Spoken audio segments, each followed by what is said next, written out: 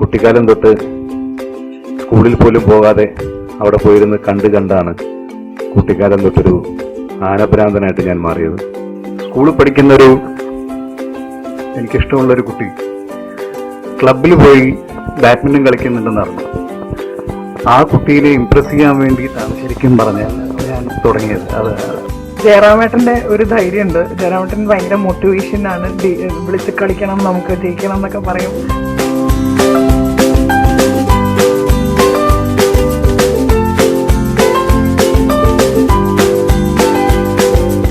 എൻ്റെ team members, press people എല്ലാവർക്കും ഇവിടെ വന്നിട്ടുള്ള, ഞങ്ങളുടെ ക്ഷണം സ്വീകരിച്ച് ഇവിടെ വന്നിട്ടുള്ള എല്ലാവർക്കും ആദ്യമേ ഒരു സ്വാഗതം.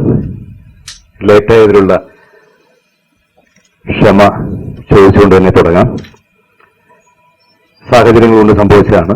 അല്ലെങ്കിൽ പ്രത്യേകിച്ച് പത്രക്കാരുടെ സദസ്സിൽ കഴിഞ്ഞ 18 വർഷമായി ഒരു നിമിഷം പോലും ലേറ്റാവാതെ 10 മിനിറ്റ് മുമ്പേ എത്തുന്ന ഒരാളാണ് ഞാൻ.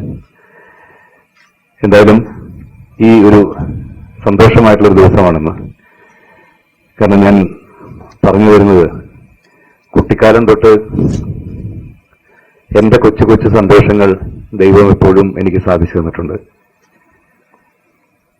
കുട്ടിക്കാലത്ത് ഞാൻ ജനിച്ചു വളർന്ന സ്ഥലമായിട്ടുള്ള മലയാറ്റൂർ, കോടനാട് എന്ന് പറയും, തൊട്ടുവ, ആനകളെ കാട്ടിൽ നിന്നും പിടിച്ച് വാരിക്കുഴിയിലാക്കി താപ്പാനകളുടെ സഹായത്തോടു കൂടി 1 വർഷം കൊണ്ട് നാട്ടാനയായിട്ട് മാറ്റിയെടുക്കുന്ന പ്രക്രിയ, കുട്ടിക്കാലം തൊട്ട് സ്കൂളിൽ പോലും പോകാതെ അവിടെ പോയിരുന്ന് കണ്ടാണ് കുട്ടിക്കാലം തൊട്ടൊരു ആനഭ്രാന്തനായിട്ട് ഞാൻ മാറിയത്. അതിപ്പോഴും എൻ്റെ ജീവിതത്തിൽ ഞാൻ കൂടെ കൊണ്ടു കിടക്കുന്ന എൻ്റെ ഒരു സ്വകാര്യമായിട്ടുള്ളൊരു സന്തോഷമാണത്. അതേപോലെ ഒരു അമ്പലവാസിയെ പോലെ ജീവിച്ച എനിക്ക് ചണ്ടയോട് അത്രത്തോളം താല്പര്യമായിരുന്നു. രാവിലെയും വൈകിട്ടും ഉറങ്ങി എണീക്കുമ്പോൾ അമ്പലത്തിൽ നിന്നും കേൾക്കുന്ന, ക്ഷേത്രത്തിൽ നിന്നും കേൾക്കുന്ന ആസുരവാദ്യത്തിൻ്റെ ശബ്ദം എങ്ങനെയെങ്കിലും പഠിച്ചെടുക്കണം എന്നുള്ളൊരു ആഗ്രഹം ഉണ്ടായിരുന്നു മനസ്സിൽ. അങ്ങനെ വീട്ടിലുള്ള മേശയും കസേരയും ഒക്കെയായിരുന്നു എൻ്റെ ആദ്യകാലത്തെ ഗുരുക്കന്മാർ. അങ്ങനെ ഗുരുവിൻ്റെ സഹായമില്ലാതെ ഞാൻ സ്വന്തമായി കൊട്ടിപ്പഠിച്ച് അതിനോടുള്ള എൻ്റെ ആ സന്തോഷത്തിനോടുള്ള, അതിനകത്തൊട്ടും കളങ്കം ചേർക്കാത്തത് കൊണ്ടാവാം, 100% സിൻസിയർ ആയിരുന്നുകൊണ്ടാവാം, എൻ്റെ ഇഷ്ടങ്ങളോടുള്ള, ഇപ്പോൾ കേരളത്തിലെ ഏറ്റവും പ്രധാനപ്പെട്ട ക്ഷേത്രങ്ങളിലെല്ലാം വലിയ വലിയ മേളങ്ങളുടെ അമരക്കാരനായി നടുക്ക് നിൽക്കുന്നത് ഞാനാണ്. ശരിക്കും സ്കൂളിംഗ് പുറമെയായിരുന്നു. ഞാൻ അബുദാബിയിലാണ് പഠിച്ചത്. അപ്പോൾ സ്കൂളിൽ പഠിക്കുന്നൊരു എനിക്കിഷ്ടമുള്ളൊരു കുട്ടി ക്ലബിൽ പോയി ബാഡ്മിൻ്റൺ കളിക്കുന്നുണ്ടെന്ന് അറിഞ്ഞു. ആ കുട്ടീനെ ഇംപ്രസ് ചെയ്യാൻ വേണ്ടിയിട്ടാണ് ശരിക്കും പറഞ്ഞാൽ ഞാൻ തുടങ്ങിയത്. അത് 10ാം ക്ലാസ് വരെ ഇംപ്രസീവ് ആയിരുന്നു തോന്നുന്നു. സോ അങ്ങനെ ആവട്ടെ, ഇപ്പൊ വിവരം അറിയും. അപ്പോൾ അതായിരുന്നു എൻ്റെ തുടക്കം ശരിക്കും. പക്ഷെ അത് ഇപ്പോൾ ആലോചിച്ച് നോക്കുമ്പോൾ എത്രയോ വർഷങ്ങൾക്ക് ശേഷം അത് വളരെ ഫ്രൂട്ട്ഫുള്ളായി, അത് ഒരു മീനിങ് ആയി എന്ന് ഞാൻ വിശ്വസിക്കുന്നു.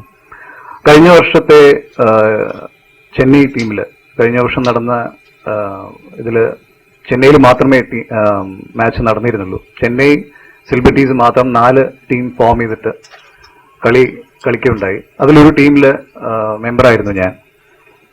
വളരെ നല്ല പ്ലെയേഴ്സാണ് ചെന്നൈ ടീം.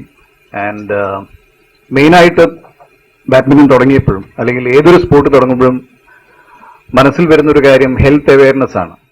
ഒരു പരിധിവരെയും ഒരു നല്ല ട്രെയിനർ നമുക്ക് കിട്ടുവാണെങ്കിൽ നമുക്ക് ഏത് കാര്യവും, ഇപ്പം സ്പോർട്സ് ആയാലും അല്ലെങ്കിൽ ഇപ്പം ഏതെങ്കിലും ആയാലും, നമ്മൾ പ്രാക്ടീസ് ചെയ്ത് നമുക്ക് ശരിയാക്കാവുന്നേ ഉള്ളൂ. ഇപ്പം നമ്മൾ തൽക്കാലം ഇവിടെ വിനീത് പറഞ്ഞൊരു ബിൽഡപ്പിൽ ഞാൻ ഞെട്ടിയിരിക്കുകയാണ്. ഞാനൊരു വലിയ ബാഡ്മിൻ്റൺ പ്ലെയർ ഒന്നുമല്ല, ഞാൻ ആവറേജ് ആയിട്ടുള്ളൊരു ബാഡ്മിൻ്റൺ പ്ലെയറാണ്.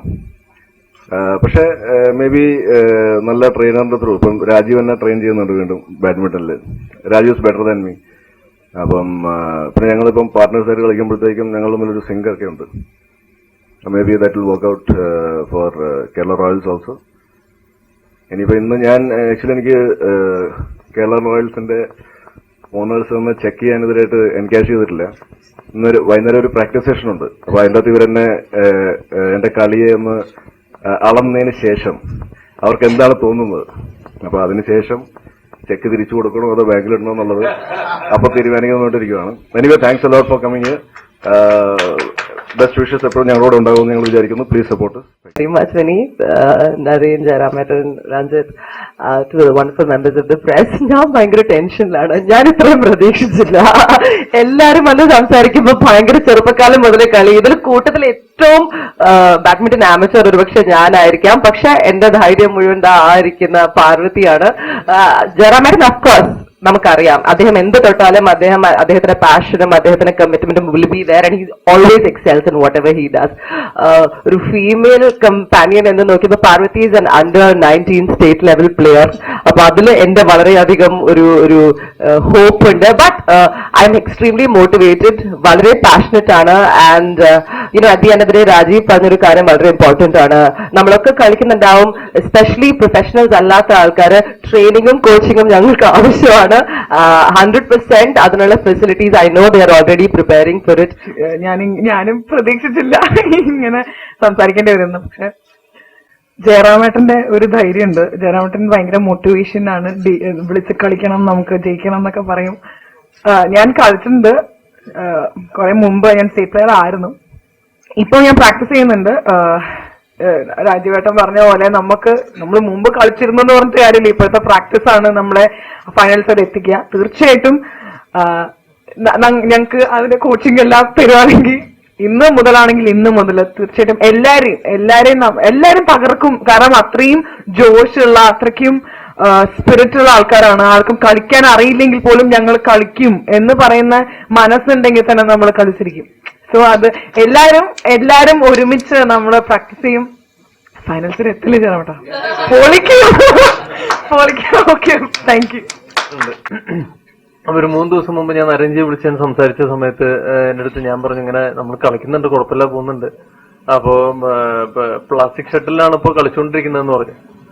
ഈ പ്ലാസ്റ്റിക് ഷട്ടില് റോണി കളിക്കുക എന്ന് പറയുമ്പോൾ എന്റെ കുട്ടിയും എന്റെ മോളും പ്ലാസ്റ്റിക് ഷട്ടിലാണ് കളിക്കുന്നത്. പക്ഷെ ഞങ്ങളൊക്കെ ഫെദർ ഷട്ടിലാണല്ലോ കളിക്കുന്നത്. അപ്പൊ ഈ ഫെദർ ഷട്ടിൽ നിങ്ങൾ കളിച്ചോ? ഞാൻ പറഞ്ഞു ഫെദർ ഷട്ടിൽ നിങ്ങൾ കളിച്ചിട്ടില്ല, ഫെദർ ഷട്ടിൽ കളിച്ച് തുടങ്ങണം. അപ്പൊ എന്താണ് നിങ്ങൾ ഫെദറിൽ കളിക്കാത്തത്? ഞാൻ പറഞ്ഞു ഇതിന്റെ ഒരു കോസ്റ്റ് വേരിയേഷൻ. അപ്പൊ പുള്ളി ഭയങ്കരമായിട്ട് പറഞ്ഞു, ചെന്നൈയിൽ എല്ലാ പേരും ഫെദറിലാണ് കളിക്കുന്നത്, ഞങ്ങളെല്ലാരും ഫെദറിലാണെന്ന് പറഞ്ഞു. അപ്പൊ അതിനനുബന്ധപ്പെട്ട കാര്യങ്ങളൊക്കെ ഇമ്മീഡിയറ്റ് പിന്നെ ചെയ്തു തരാന്ന് പറഞ്ഞിട്ടുണ്ട്. പിന്നെ സൈജു പറഞ്ഞ പോലെ തന്നെ ഞാനും ചെക്കൊന്നും പ്രസന്റ് ചെയ്തിട്ടില്ല. ഇന്ന് വൈകുന്നേരത്തെ കാര്യം കഴിഞ്ഞിട്ട് ഇങ്ങനെ നോക്കി ചെയ്യാം. പിന്നെ രാജീവ് പറഞ്ഞ പോലെ തന്നെ ലെറ്റ്സ് ബി പോസിറ്റീവ്. നരേഞ്ചിയും ജയറാമേട്ടനും പറഞ്ഞു, ചെന്നൈയിലെ പ്ലേയേഴ്സ്, ചെന്നൈ ലീഗിലെ players they are very good, ഭയങ്കര കോമ്പറ്റീറ്റീവ് ആണ്. ഒരു പ്രൊഫഷണൽ ആയിട്ട് തന്നെ എല്ലാവരും റെഗുലറായിട്ട് കളിക്കുന്നവരാണ്. അപ്പൊ let's see what we can do. പിന്നെ ഏറ്റവും നന്നായിട്ട് പ്രാക്ടീസ് ചെയ്യുക, സെഷൻസ് മുടങ്ങാതെ വരിക. പിന്നെ ജയറാമേട്ടനെ പോലെ ഇത്ര ഊർജ്ജമുള്ള ഒരാള്. ഇപ്പൊ പുള്ളി ജയറാമേട്ടൻ ഒരുപാട് ചൈൽഡ്ഹുഡ് മെമ്മറീസ് പറഞ്ഞു. അതിൽ ചെണ്ടപ്രേമം വന്നു, ആനപ്രേമം വന്നു, ബാഡ്മിന്റന്റെ കാര്യം പറഞ്ഞു. അപ്പൊ ജയറാമേട്ടൻ അങ്ങനെ വളരെ മനോഹരമായിട്ട് പല കാര്യങ്ങളും പറഞ്ഞു. ഇപ്പൊ ജയറാമേട്ടനെ പോലെ ഒരു ക്യാപ്റ്റൻ ഉള്ളപ്പോൾ തീർച്ചയായും ടീമിനെ നല്ല രീതിക്ക് സപ്പോർട്ട് ചെയ്യാൻ എന്നാലാവുന്നൊക്കെ ചെയ്യും.